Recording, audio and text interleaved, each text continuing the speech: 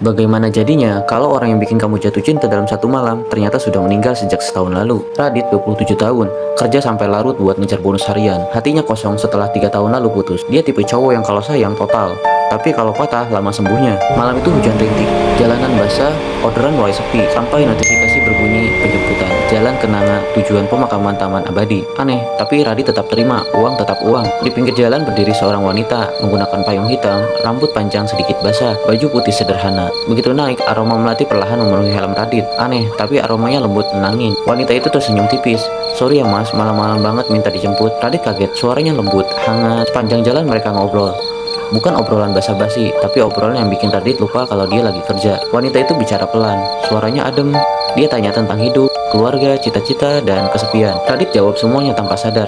Biasanya dia pendiam ke penumpang, tapi kali ini dia nyaman, sangat nyaman. Radit bahkan sempat ketawa kecil ketika wanita itu bilang, "Mas Radit itu orangnya tulus ya." Ketahuan dari cara Mas jawab, itu kata-kata yang lama banget dia nggak dengar dari siapapun. Di tengah perjalanan, Radit ngerasa hatinya hangat, ada getaran kecil yang nggak biasa. Sesekali wanita itu menatapnya, tatapan yang bikin dada sesak aneh. Radit untuk pertama kalinya setelah 3 tahun, takut pulang sendirian karena dia nggak pengen obrolan itu berakhir. Sampai akhirnya mereka tiba di depan gerbang pemakaman. Wanita itu turun, tersenyum lembut. "Terima kasih ya mas, malam ini aku seneng banget." Radit cuma bisa bengong. Wanita itu berjalan masuk melewati gerbang. Dan saat itu Radit sadar sesuatu. Gerbang makam sudah terkunci, tapi wanita itu berjalan begitu saja tanpa menyentuh pintu. Tangannya gemetar. Dia menyalakan lampu motor ke arah gerbang. Wanita itu sudah hilang. Besok pagi Radit nekat datang lagi. Bukan karena penasaran, tapi karena kangen. Di pintu makam ada penjaga. Radit bertanya, mencoba menjelaskan ciri-cirinya. Penjaga itu langsung diam. Matanya melebar pelan. "Mas, yang mas jelasin itu mirip sekali dengan mbak-mbak yang kecelakaan di depan sini. Udah setahun meninggal." Radit langsung lemas.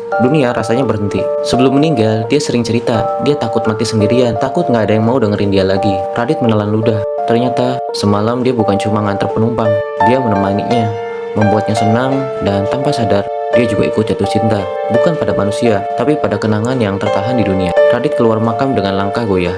Dadanya sakit bukan karena takut, tapi karena kehilangan sesuatu yang sebenarnya nggak pernah dia miliki. Malam berikutnya Radit nggak ambil order, tapi dia tetap pergi ke tempat biasa dia menjemput wanita itu.